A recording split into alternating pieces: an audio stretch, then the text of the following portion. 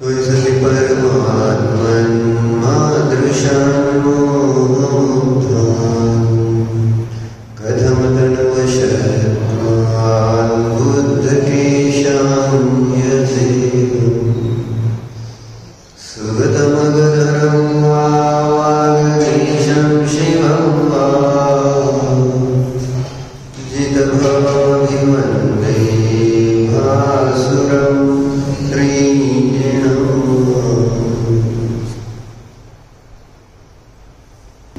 टीकेचं मंगलाचरण आपण बघतो. इथे पुढं कोण बसणार?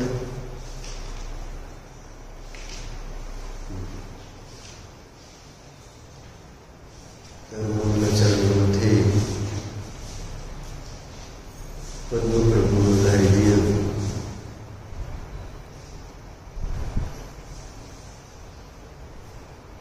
परमात्म्याला नमस्कार करतात.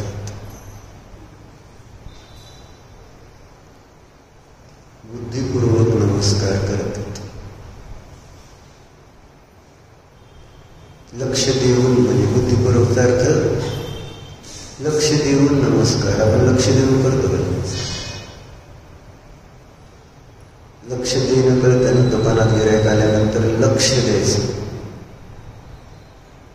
म्हणजे त्याला काय पाहिजे नको त्याच्यावर लक्ष ठेवणं, त्याने घेणं, ह्या अशा अनेक गोष्टीवर आपलं बुद्धिपूर्वक लक्ष असतं. चाललंय तिकडं आपण इकडं असं नाही. मग तसं मंदिरामध्ये देवदर्शन करताना आपलं लक्ष आणि देवाकडं त्या पद्धतीचं असतं का?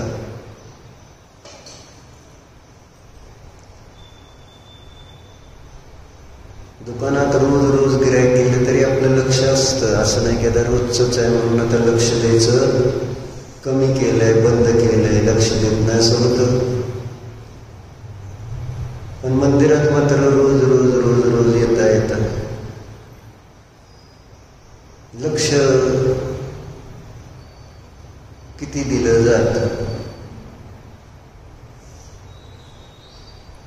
मी दर्शन घेतो आहे, मी दर्शन घेतो आहे, आणि मीला जरा कुठंतरी विचारात आणून मी करतोय ना, कोण करतोय दर्शन? आपण असतो का दर्शन करतो?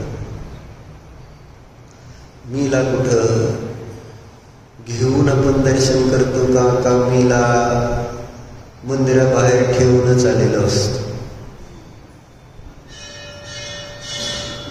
जिथं आपण चपल्या काढतो तिथंच आपला मी ठेवून आलेलो आहे का नाही? का मीला घेऊन येतो मंदिरात? मी आलोय, मी मंदिरात आलो, अशी जागरूकता असते का? आता मी मंदिरात देवाला पाहतोय, मी पाहतोय, प्रत्येक वेळेस त्या मी, आणि म्हणजे आपल्या सत्तेची आपल्याला जाणीव व्हायला नको. मी करतोय हे सगळं. व्यवहारात आपण जे काम करतो त्यावेळेस तिथं आपल्याला मीपणाची जाणीव असते ना, मी करतोय, मी करतो.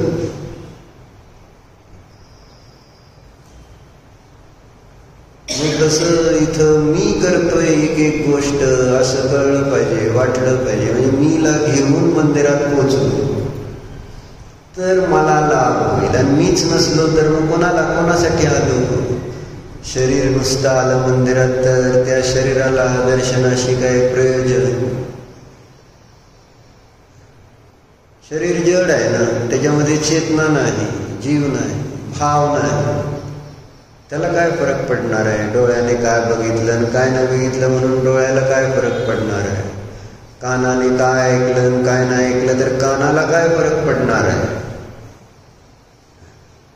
हात जोडले नाही जोडले तर हाताला काय फरक पडणार आहे?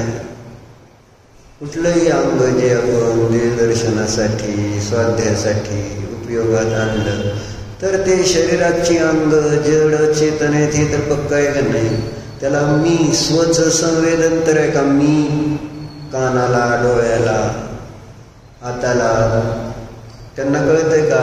मी हात जोडतोय, मी पाहतोय, मी ऐकतोय, असं त्या शरीरामध्ये वेदन आहे.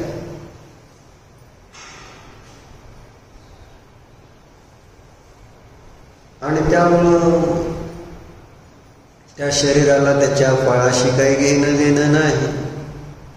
चांगलं वाईट काय जे असेल, कोणाला चांगलं पाहिजे वाईट नको राजकुमार, कोणाला चांगलं फळ पाहिजे आणि वाईट फळ नको आहे आरण. कोणाला चांगलं फळ पाहिजे, कोणाला? सगळ्यांना. तुला नको? मग आता तू तुझं सांग की. मला पाहिजे चांगलं फळ, मला पाहिजे. कारण मला जो म्हणतो आहे तो एक जीव आहे ना, त्याच्यात भाव आहे, त्याच्यात सुखदुःखाचं वेदन आहे. आणि त्यामुळं त्या जीवाला मला सुख पाहिजे म्हणून आपण इथं पोचलेलो आहे. मंदिरात पोचलोय कशासाठी? सुख मला सुख पाहिजे म्हणून पोचलोय ना. हे कार्य करतोय, ही क्रिया करतोय, त्याच्या पाठीमागचा उद्देश मला सुख पाहिजे. असे भाव आहेत जीवामध्ये. आणि तो असला, मी असला तर मग त्याला सुख मिळेल. पण तो जर मी नसला तर मग मी असतो का ध्रुव रोज इथं? असतो का नसतो? आपल्याला माहित आहे असतो का नसतो.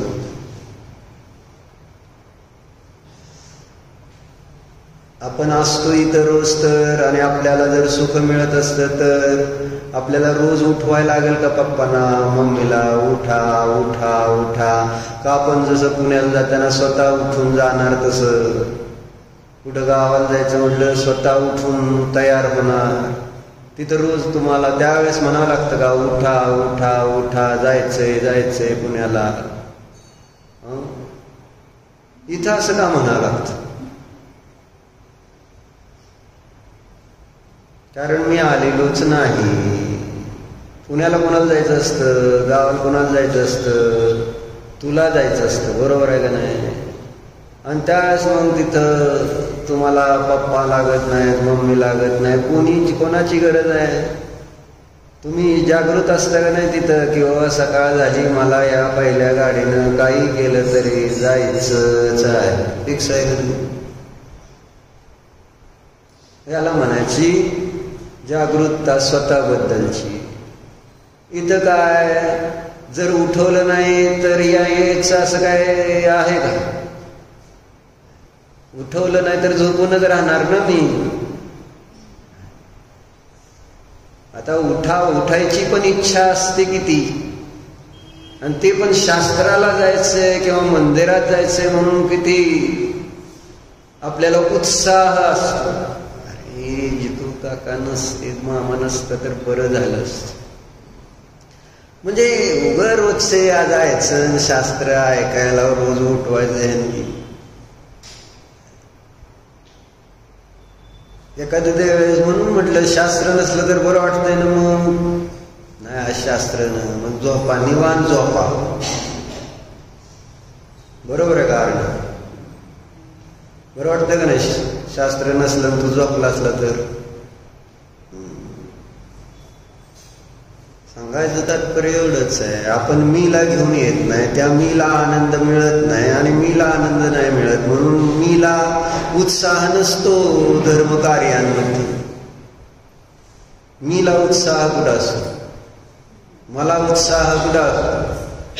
पोचलं पाहिजे ना, स्वतः पोचलं पाहिजे, स्वतःला पोचवलं पाहिजे इथं. आणि स्वतःला पोचवणं म्हणजे आपण आहोत असं कुठंतरी. आपण मंदिरात प्रवेश करताना मी मंदिरात प्रवेश करतोय पासून मी करतोय. कोण करतोय? कोणी केला मंदिरात प्रवेश? चाललंय आपण. एक एक गोष्टीमध्ये आपण जर आपल्या मीला आपल्या विचारात घेतलं नाही तर मला त्या मीला फळ मिळणार नाही. म्हणून म्हटलं बुद्धिपूर्वक धर्म केला पाहिजे. कसा? बुद्धिपूर्वक दर्शन केलं पाहिजे. राजकुमार आहे का बुद्धी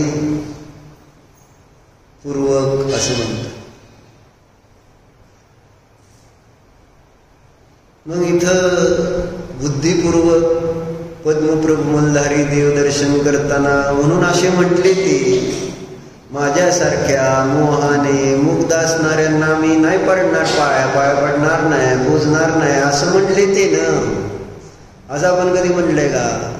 माझ्यासारख्या मोही लोकांना मी पूजणार नाही, भजणार नाही, त्यांची सेवा करणार नाही. पूजणं भजणं म्हणजे त्यांच्या गुणांची स्तुती करणार नाही असं आपण देवाच्या पाया पडताना म्हणतोय का? हे म्हणते तसं. मी म्हणालो का तुम्ही हे म्हणत जावा हा पहिला श्लोक देवदर्शन करताना. तोही सती परमात्मा, हे परमात्मा आहे, तुझा सद्भाव असताना मी माझ्यासारख्या मोही जीवांना का भजू पूजू? बरोबर आहे का? असं ते म्हटले. असं का म्हटले? मग माझ्यासारख्या मोहीम जीवांना मी का पूजू भजू? म्हणजे त्यांना कळतंय ना की मी ज्यांना पूजतोय बसतोय तो जीव निर्मोही आहे. त्यांना कळतंय हे. मला कळतंय का ज्या देवाच्या मी पाया पडतोय सिद्धी ते देव मोहरहित आहे. त्यांच्याजवळ किंचित देखील मोह नाही. असंच आम्ही बघितलं का अभिषेक? देवाला बघताना तुमच्याजवळ मोह नाही. तुम्हाला कसं कळलं सिद्धी देवाजवळ मोह नाही? तो कशावरून देवाजवळ मोह नाही? मोने काय सांग. म्हणजे तुम्ही बघितलं का? हा पहिला प्रश्न आहे. तुमच्याजवळ मोह नाही देवा. आम्हाला काय फरक पडत नाही आहे ना, मोह आहे का नाही काय बघायचं काय? आपल्याला मूर्ती आहे का नाही एवढंच बघायचं. कारण आपण मूर्ती पूजक आहोत. आपण स्थानकवासीसारखं नाही आहे किंवा जे मूर्तीला न पूजणारे तारण आदी अनेक या जगामध्ये आहेत ना, मुस्लिम आहेत, असे अनेक आहेत लोक जे प्रतिमा मानत नाहीत. म्हणून ते कुठलं तरी एखादी भिंत काय नाही, आपलं शास्त्र काहीतरी ठेवून आपलं त्याच्यासमोर आपल्या भावना प्रगट करते. बरोबर आहे. मग आपण पण आज आपल्या भावना प्रगट करतोय का? कोणासमोर? मूर्तीसमोर. मंदिरात मूर्ती नसली तर तुम्ही पाया पडू शकताल का? नाही. इथं येऊन तुम्ही शास्त्राला पाया पडता त्यावेळेस तुम्हाला काय कळतं? तुम्हाला काय वाटतं? मी शास्त्राच्या पाया पडतोय म्हणजे काय? तिथं तर मूर्ती तर दिसते. इथं काय दिसतं? इथं काय बघतो आपण शास्त्राच्या पाया पडताना? काहीतरी चांगली गोष्ट बघतोय का? आपल्या दृष्टीमध्ये बघतं एक पुस्तक आहे. हे एक पुस्तक आहे, याच्यापेक्षा जास्त काय नाही आहे. म्हणजे देव जरा तर कुठंतरी पूजनीय भासित होते. तिथं सोहळ्यात जावं लागतं, शुद्धतेत सगळं करावं लागतं. त्या निमित्तात कुठंतरी देवाबद्दलचं विनय आदर दिसून पडतो, भक्ती दिसून. ह्याची विनय भक्ती किती दिसून येते. आणि ते रोजच बघतो शास्त्र सुटल्यावर. विनय किती आहे, जायची गडबड किती, विनय भक्ती किती, एवढं आपण याच्याकडनं ऐकलंय यांच्याकडनं. म्हणजे आपल्याला आतून असं गदगद होतंय काय? जिनवानी मला ऐकायला मिळाली. कशी आहे ती जिनवानी? माझा आहे ना ताप नष्ट करणारी, संताप हरण. काल आपण कोणतं पूजन केलं? काय आलं त्याच्यामध्ये?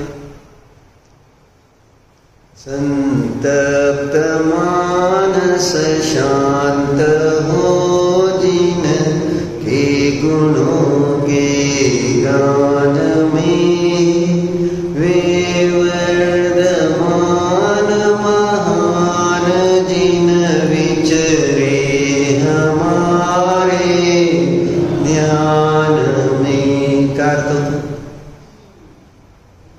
काय म्हणले, संतप्त मानस शांत हो जिनकी गुणो की गाण. असं होतं का?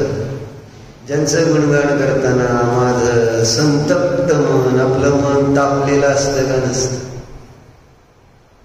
आणि ते त्या ठिकाणी त्यांच्या गुणांचं स्तवन स्तुती करताना एकदम एक असं शांतीची अनुभूती. म्हणून तिथं दिलं एकी भावस्तोत्रामध्ये पण दिलं ना, जिनवाणी कशी आहे, जिनवाणी कशी आहे त्याचं वर्णन करताना एका श्लोकात आलं, जन्माटव्यां कथमपि मया देवदीर्घं भ्रमित्वा प्राप्ते वेयं तव नय कथा स्फारपीयूषमापी तस्यामध्ये हिमगर्हिम व्यूहशीते नितान्तं निर्मग्नं मां न जहति कथं दुःखदापतापा. स्तुती, जिनवाणीची स्तुती करते वादिराजाची. जन्माटव्या, जन्माटवी कळते, जन्माटवी. आठवी कशाला म्हणत? आठवी जंगल. जन्म मरण रूपी जो संसार आहे अशा त्या जंगलामध्ये जन्माटव्या कथमपि मया देव दीर्घं भ्रमित्वा. किती काळ फिरलो आपण या संसारामध्ये,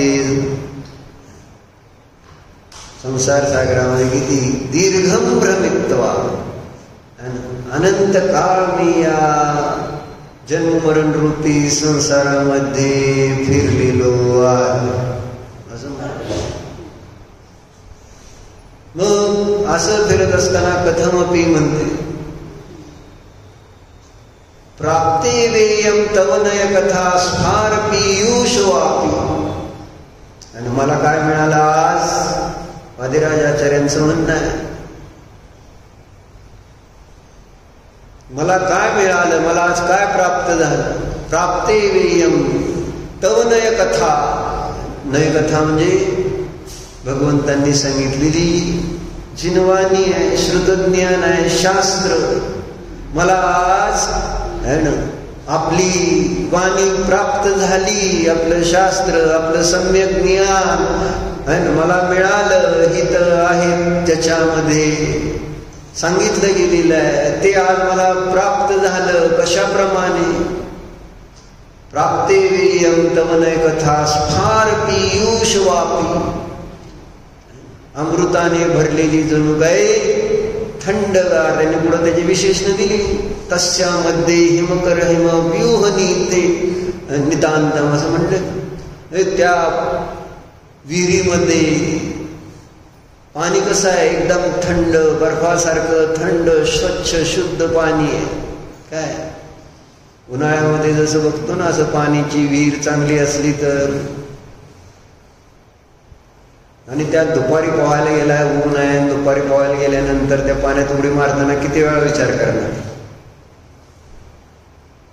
थंडीच्या दिवसात 4 वेळा विचार करायचा, पण उन्हाळ्यामध्ये दुपारच्या वेळेस ते तसं पाणी तुमच्या समोर आहे, तर तुम्ही उडी मी आधी मारू का तू आधी मारतो असं म्हणून थांबणार आहे का? आधी कपडे घालून पळत करणं, पळत पळत वरनच उडी मारायची आणि मस्त बुडून राहायचं थोड्या पाण्यात. काय फिलिंग येते सांग?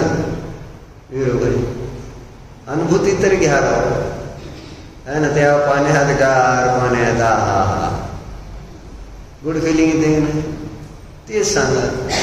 तस्यामध्ये हिमकर हिम व्यूहशीते नितांतम निर्मग्नं माम. अशा त्या जिनवाणी रूपी जलाशयामध्ये मी त्या ठिकाणी डुबकी घेतो, तर मग माझा दुःख रूपी आताप आहे तो नष्ट होईल. यात काय असतं?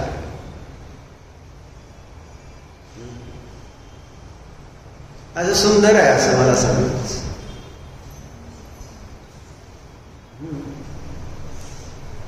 विषय कशावरून निघाला होता?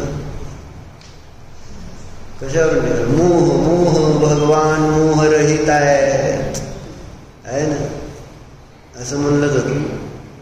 कशावरून भगवान मोहरहित भासित झाले? त्यांनी दिलं ना, त्वयि सती परमात्मन मादृशान मोहमुग्धान. आणि हे परमात्मन तुझा सद्भाव असताना मी माझ्यासारख्या मोही जीवांना का पूजू भजू, म्हणजेच त्यांची स्तुती सेवा स्तवन का करू.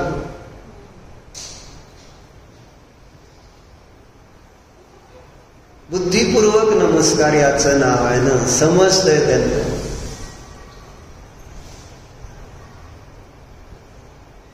की भगवान काय आहेत आणि त्यांना त्यांचं दर्शन केल्यानंतर मला काय मिळणार आहे हे त्यांना कळतं. आणि ते कळतं असं नाही, ते बघतायत, तसं जाणण्याचा प्रयत्न करतायत.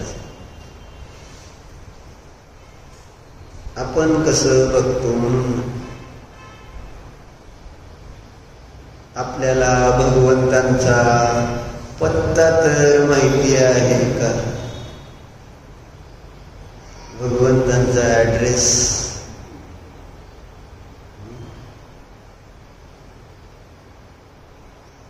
काय? भगवान हे ऍड्रेस आहे का नाही? तुम्ही मोही नाही आहात हा भगवंतांचा पत्ता. जिथं मोह नसतो तिथं तो जीव भगवान असतो. अंकिता काकी झोपायला आलं का? आपण का ध्यान करताय? झोपत पण नाही, ध्यान पण करत नाही, मग काय चाललंय? काय तिसरी गोष्ट कोणती चालली? काय म्हणलं बाबा? ऍड्रेस माहिती पाहिजे का नको देवाचा?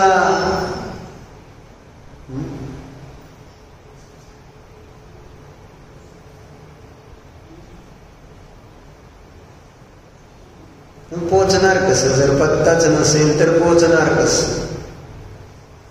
आणि तो पत्ता कुठं आहे? जिनवानीमध्ये. आणि इथं जिनवानी ऐकायला याचा पत्ता नाही. डॉक्टर वर्धमान डॉक्टर कसं चाललेलं आहे?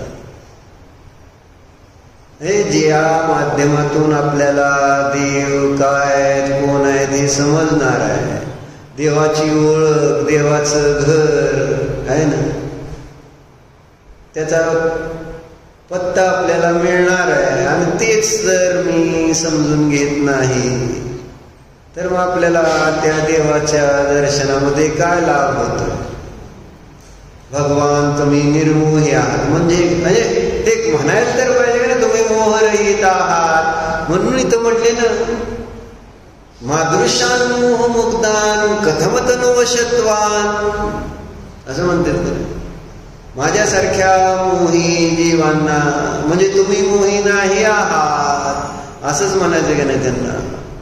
हे त्यांना दिसतंय का नाही? कोणाला दिसतंय? कोणाला दिसलं? पद्मप्रभू मल्हारी देवाला दिसलं. कारण त्यांना ताप त्रास अनुभूतीला आला होता, येतो आहे. आणि म्हणून त्यांनी स्वतःला, दुसऱ्यांचं नाही म्हटले, माझ्यासारख्या त्यांच्याजवळ राहिलेला जो काही मोह आहे तो सुद्धा त्यांना त्रास देतोय असा त्याचा अर्थ आहे. त्यांना दिसतंय ना, मोहरहित जीव दिसतोय, तेव्हा त्यांना कळते की माझ्यातला हा मोह सुद्धा योग्य नाही. महाराज आलेले तरी सुद्धा मोह आहे, तो सुद्धा माझ्यासारखा मोह नाही म्हटले. ज्याच्यामध्ये असेल त्याला पण मी भजणार नाही. मादृशान मोहमुग्ध. त्यांना त्रास होत होता. हो, कुणाला त्रास होत होता? पद्मप्रभू मल्हारी देवांना त्रास होत होता. कशाचा त्रास होत होता? संसाराचा त्रास होत होता, मोहाचा त्रास होत होता. आणि म्हणून मग ते असे म्हटले देवाला. त्यांनी तसे देव शोधले त्यांनी. आपल्याला शोधून मिळालेत का? आपल्याला शोधून मिळालेत का? तेवढं सांग. आपण शोधलंय का? शोध घेतलाय का? लाईक ए सायंटिस्ट. शोधून नाही, उगाच म्हटलं बाप कमाई आहे ध्रुवई असं शीतलबाई सांगणार नाही. का नाही? ही कोणाची कमाई? तुझी नाही. कोणाची? वडिलांना. वडील जैन आहेत म्हणून तू जैन आहे. वडील तिथं देवाला देत म्हणून तू येतोय. तू काय शोधलं? काय देवाला शोधण्याचा काय प्रयत्न केला? काय प्रयत्न करतोय देवाला शोधण्यासाठी? कोण आहे ते देव? काय आहे ते देव? आणि सगळ्याला म्हणून देव कुठं आठवतो? नरकात. कुठं आठवतो देव? प्राय सगळ्या जीवांना नरकातल्या वेदना जेव्हा सहन होत नाही आहेत त्यावेळेस मग तेवढंच आहे भाव आहे ना, देवा देवा देवा देव. आपल्याला ते वर्णिजींनी छोटीशी गोष्ट सांगितली की बाबा एक राजा असा घोड्यावर बसून फेरफटका मारायला निघाला. बाहेर फिरता फिरता एका झाडाखाली एक साधू बसलेला. मग ज्याला मस्ती अहंकार असतो मग ते धर्माची चेष्टा करायची, सगळ्याची चेष्टा करायची सवय असते त्यांना. ज्यांच्या अहंकार असतो का नाही त्यांना असं वाटत असतं माझ्यापेक्षा दुसरा कोणी शहाणा नाही, मोठा नाही, कोण नाही. आणि हा तर आता राजा घोड्यावर बसलाय आणि ती साधू आपली आत्मसाधना करीत बसलेले झाड. मग घोड्यावर बसल्या बसल्या भाऊ म्हणले या साधूला, साधूची परीक्षा. मग काय म्हणले त्या साधूला? राजा म्हणला काय? ते म्हणला मला 2 शब्दात म्हणला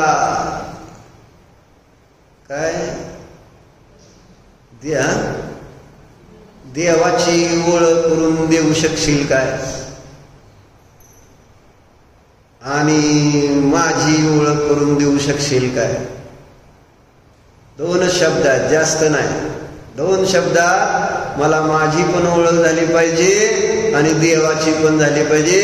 तुला जमतंय का बघ. आता साधू हुशार असतो, कुणाला ओळख करून घ्यायची का अशी 2 शब्दात?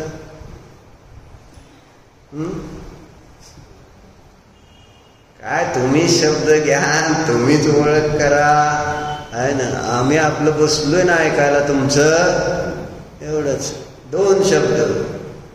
मग म्हटला साधू ठीक आहे देतो म्हटला. मग घोड्यावरनं खाली उतर म्हटला. उतरवलं त्याला. मग त्याच्या हातात ती चाबूक होता बारका. त्याने हातातनं म्हटले चाबूक इकडे ठेव म्हटली. घेतला ते चाबूक बाजू आणि त्या चाबूक हातात घेतला साधूने. राजाला मारायला लागला जोरजोरात चापकानं मारायला लागल्यानंतर राजा अरे भगवान, अरे देवा असे 2 शब्द वापरले. कोणते 2 शब्द? अरे देवा. बरोबर म्हटले ही काय दोन्हीची ओळख झाली आहे तुला आहे ना. देवा आणि आरे. आरे म्हणणारा जो आहे तो तू आहे आणि ज्याला आठवलं तो देव आहे. 2 शब्दात कोणाकोणाला ओळख करून घ्यायची या. आज सरळ सरळ तुम्हाला पटतंय का मला सांगा डॉक्टर? फटके खाल्ल्याशिवाय नाही.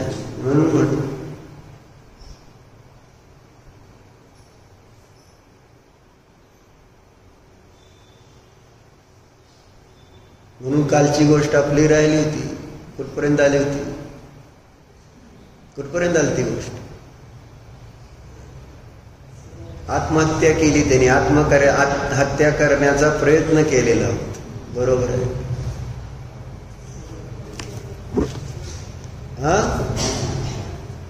मग आता तेच आहे. तिथून पुढे आता तो सुधारणार आहे. तर या दोन्हीत सुधारणा होते असं सांगितलं होतं का? आता बघू का होते का. म्हणजे त्या 13 वर्षाच्या मुलाची कथा होती. 13 वर्ष का बच्चा आम बच्चा लेकिन जिज्ञासु मन और चंचल बुद्धी. बरोबर.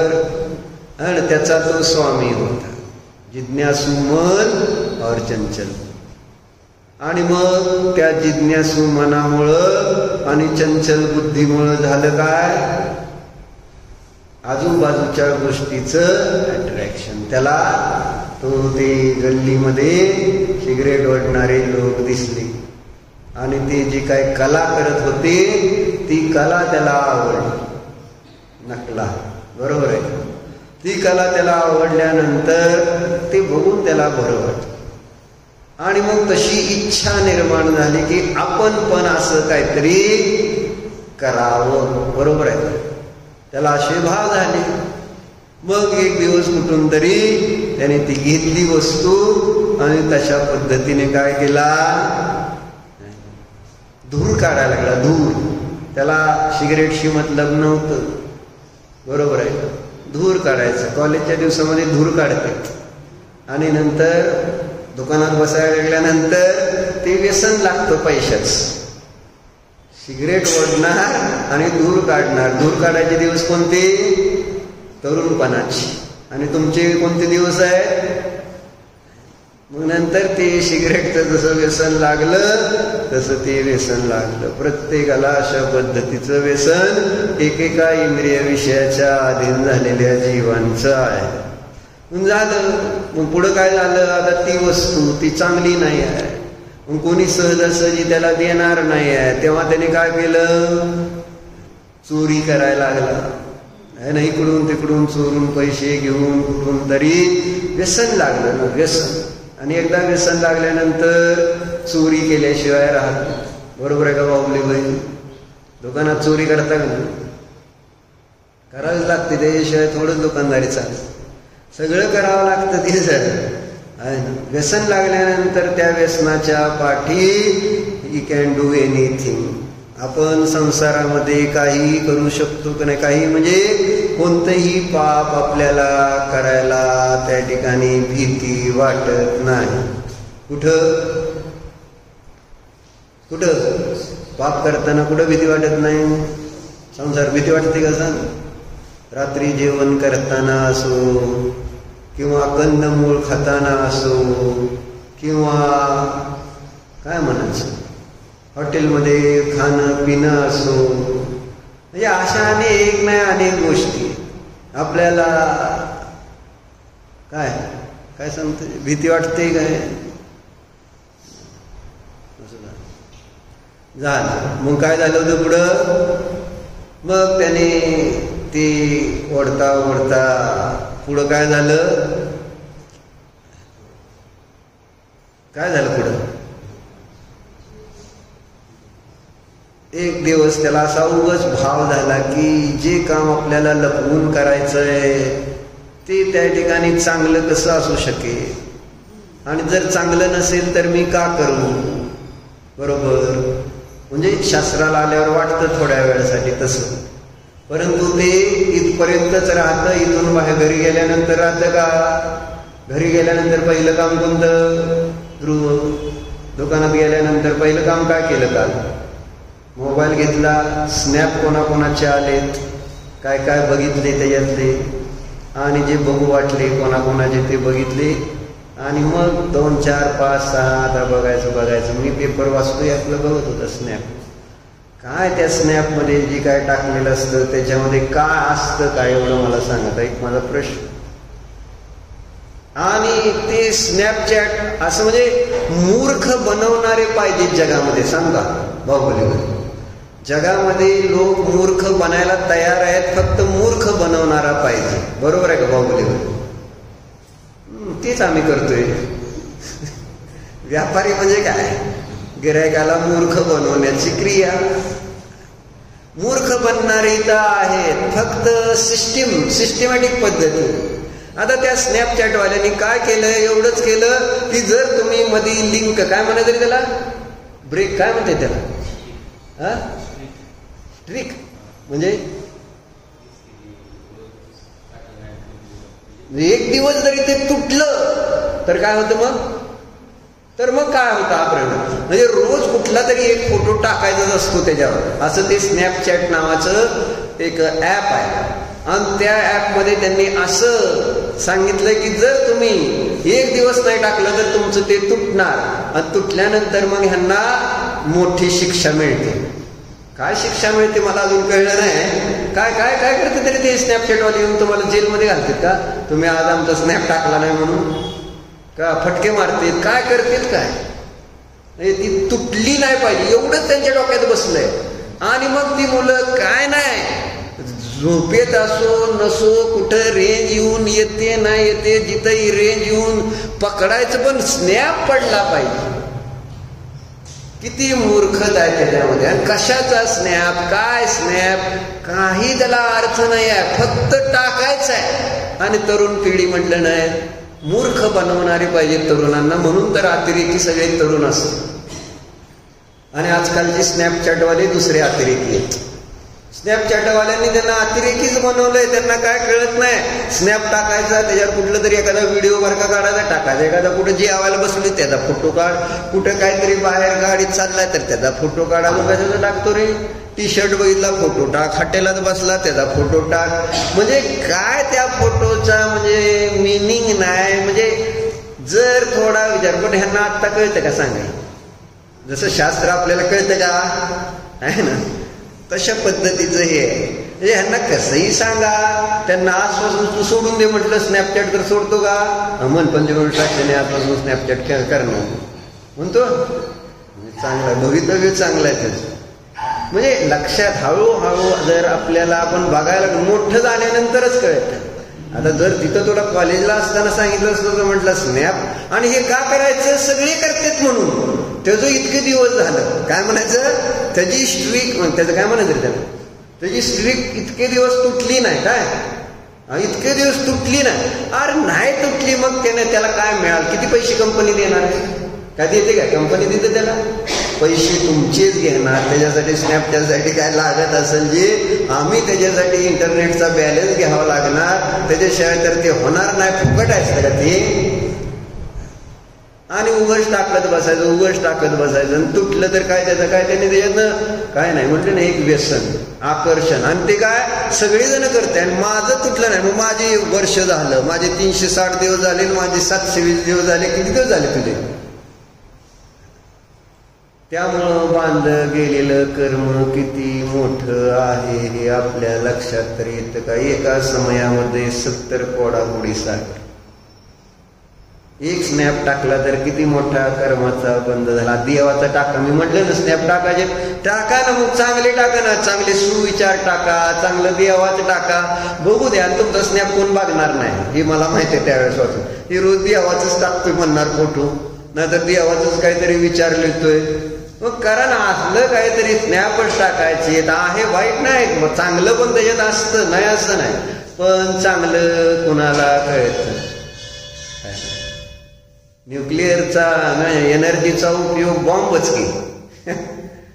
म्हणजे बनवणाऱ्याला पश्चाताप झाला की आपण कुठनं काढली असली एनर्जी, असं झालं.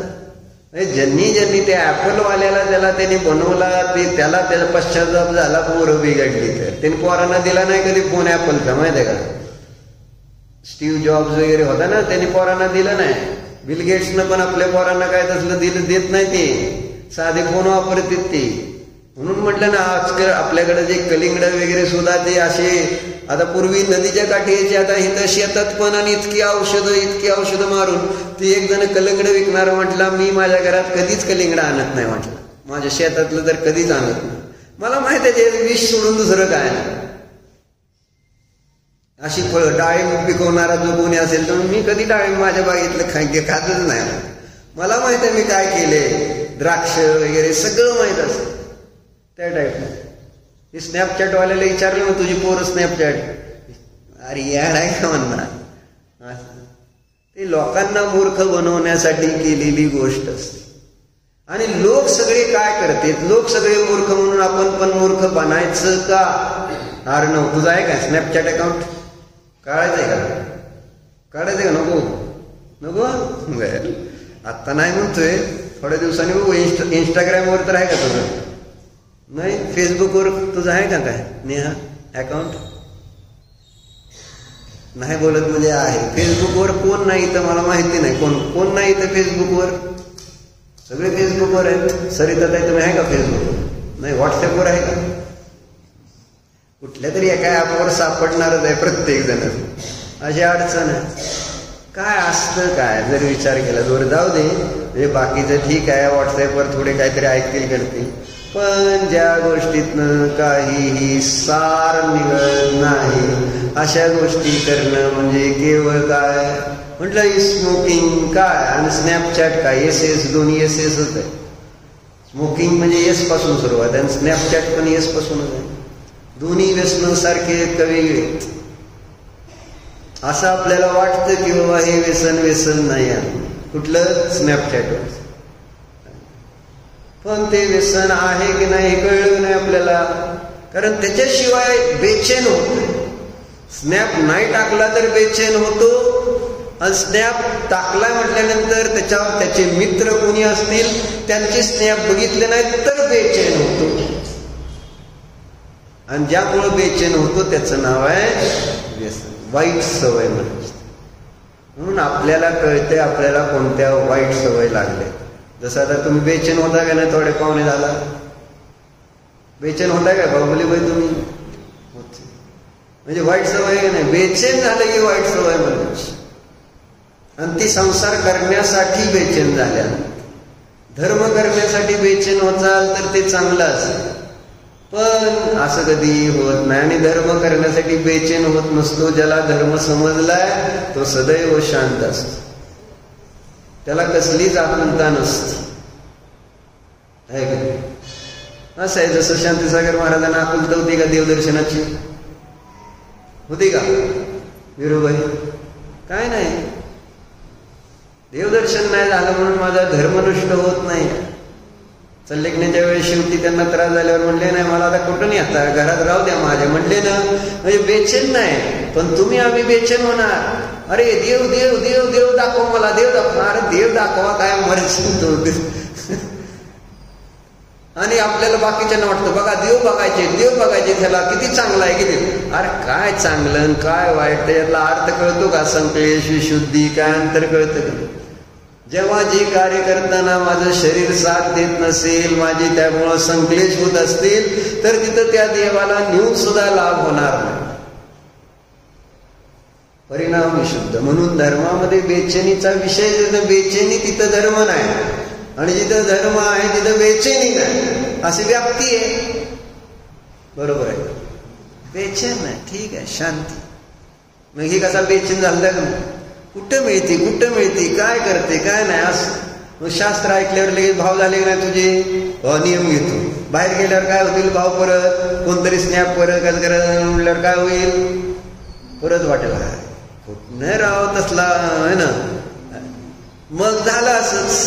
काय झालं, कुठे गेलं, झालं. मग काम म्हटलं, मग परत काय झालं, मनामध्ये बेचैनी, आजादी का भ्रम. मी आता मोठा झालोय तर मला माझी स्वतंत्रता काय आहे का नाही, सगळं काय मोठ्याच्या म्हणण्यानेच वागायचं का, असा भ्रम झाला ना. आणि मोठे त्यांच्या मर्जीनं वागून जेव्हा चुकीचं काम करताना मोठे तर त्याला थांबवणार आहेत, सगळ्या पद्धतीनं थांबवायचा उपाय करणार. बरोबर आहे काय विरुबाई, करणार का नाही? आणि जर नाही थांबत तर काय करणार, काय करणार?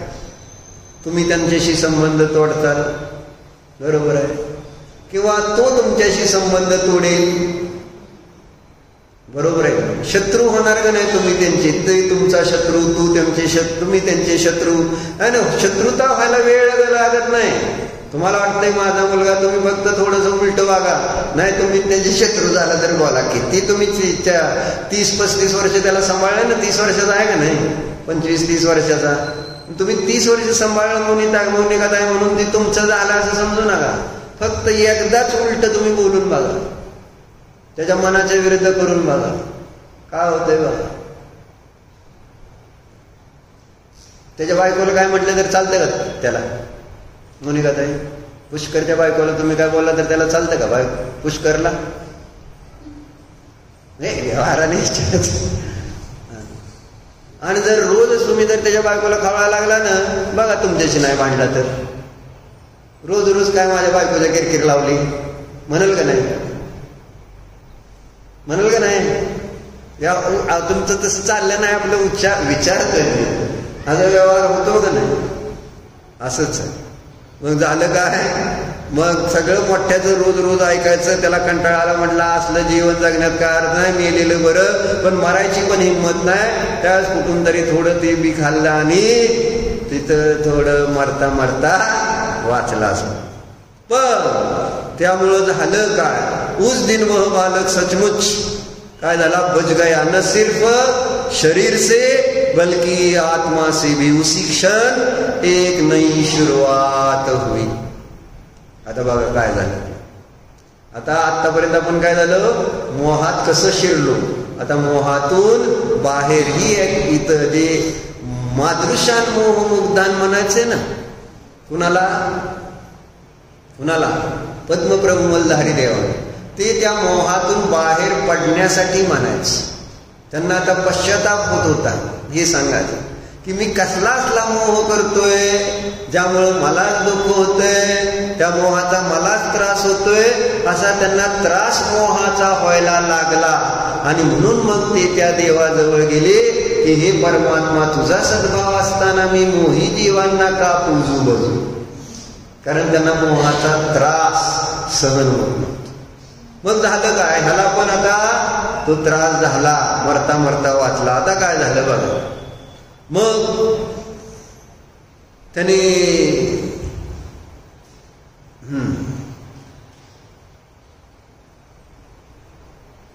अब न चोरी की लग रही न धुएं का मोह, दिल में एक मजबूत निश्चय जन्मा. त्या मुलाची, अब कभी चोरी आदि कोई भी ये व्यसन नहीं करूंगा और इस दोष को अपने पिता से छिपाऊंगा भी नहीं. सगळ्यात मोठी गोष्ट ही आहे.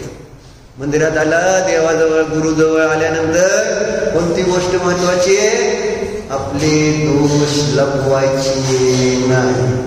आपले दोष तिथं प्रगट केले गेले पाहिजेत, तरच आपल्याला त्या देवदर्शनाचा लाभ होणार आहे. मग या मुलाचे भाव काय झाले, आता वडिलांपासून काहीही लपवायचं नाही. पर यह सबसे कठीण था, सच को कबूलना.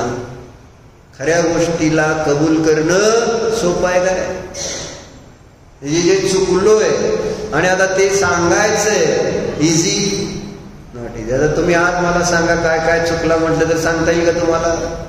काल काय काय मोठ्या चुका केल्या सांगता का? बाहुबली भाई काय केले चूक? काल प्रवचनाला आला नाही, ही मोठी चूक केली. छान. अजून काय चूक केली? एक केली तेवढीच.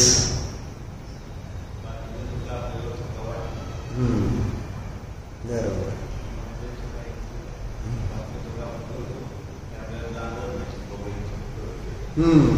जसं एक उदाहरण, काय चूक करतोय आणि आपल्याला ती चूक जाणवत नाहीये. अशा अनेक आहेत. आता किती सांगू असं म्हणणं नाही त्यांचं. बरं राहू द्या. मग आता त्या मुलाला खरं सांगणं कठीण होतं, परंतु निश्चय झाला होता. कारण एकदा मार खाल्ला, म्हणून म्हटलं नरकात गेल्याशिवाय नाही. एकदा मोठी चूक घडल्याशिवाय त्याच्यातनं पुन्हा पश्चाताप होणं कठीण आहे. पश्चाताप ज्यावेळेस होतो त्यावेळेसच बाहेर पडला तर बरं, पण त्या पश्चाताप करून ते व्यक्त नाही केलं तर ते आत घर बनतं आणि त्यानंतर त्या पापाला कधीच घाबरत नाही. घडलेल्या चुकीला घाबरल्यानंतर ते व्यक्त करून त्या पापाला तिथल्या तिथं नष्ट करणं फार महत्वाचं. पण ते पाप आपण कुणाला सांगितलं नाही, दाबलं, तर पुढं काय होतं, ते पाप वाढत जातं, कमी होत नाही. बरोबर आहे. न सांगणं म्हणजे त्या पापाची पुष्टी करणं आणि मग त्या पापाची वृद्धी वाढ झालं. पिता बीमार थे, उनसे नजर मिलाना कठिन था, लेकिन उसने हिम्मत करके एक चिट्ठी लिखी. मैंने चोरी की, सिगरेट पी, पर अब पछता रहा हूं, मुझे दंड दे. असं त्यांनी एक चिठ्ठी. तुम्हाला द्यायच्या असल्या चिठ्ठ्या तर द्या, है ना. म्हणजे पिता ने चिट्ठी पढ़ी, कुछ देर चुप रहे, फिर उनकी आंखों से आंसू नीलेश, फिर उनके आंखों से आंसू बहने लगे. उन्होंने चिट्ठी के टुकड़े किए और बिना कुछ कहे वापस लेट गए. कोई डांट नहीं, कोई दंड नहीं, बस मौन क्षमा। वह मौन उस बच्चे के जीवन की सबसे बड़ी सीख बन गई। वह रो पड़ा, अपराध बोध से नहीं, पिता की करुणा से।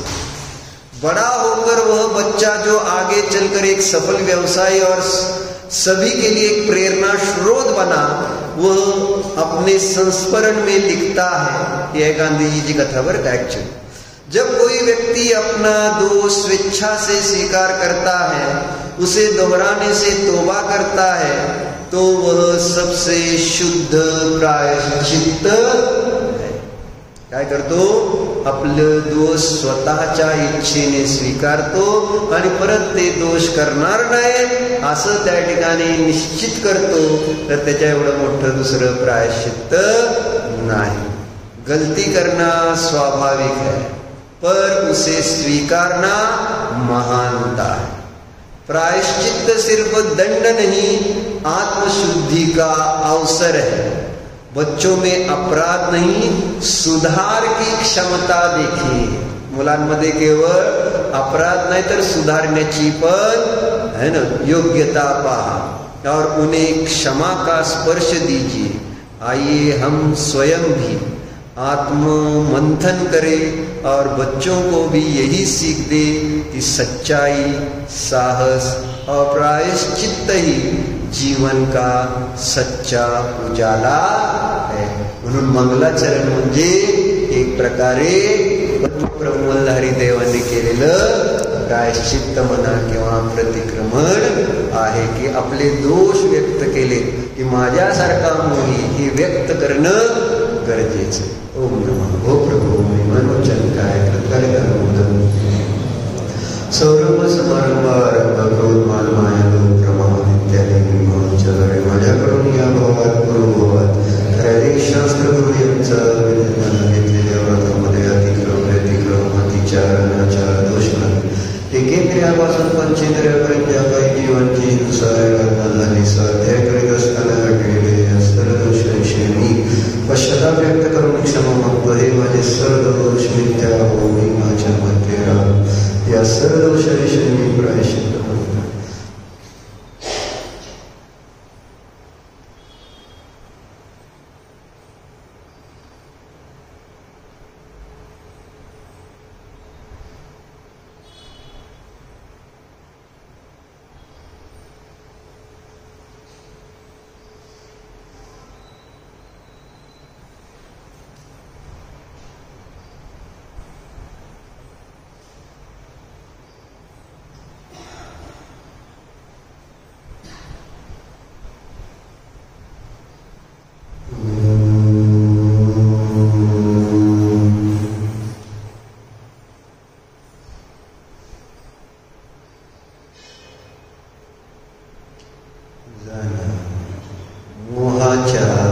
चक्रव्यूहातून बाहेर पडण्यासाठी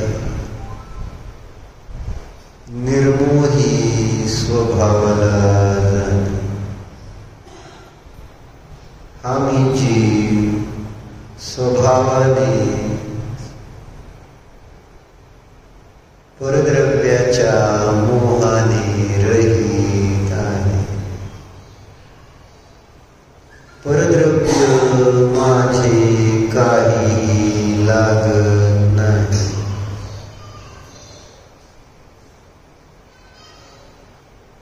शरीर, कुटुंब, परिवार, धन आदी हे परद्रव्यच आहे,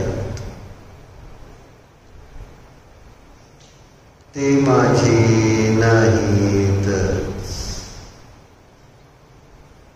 त्यांच्या प्रती माझ्यामध्ये ममत्व भाव नाहीच। मी देवासारखाच मोहरहित देव आहे। स्वतःला परम देव म्हणून जाणा।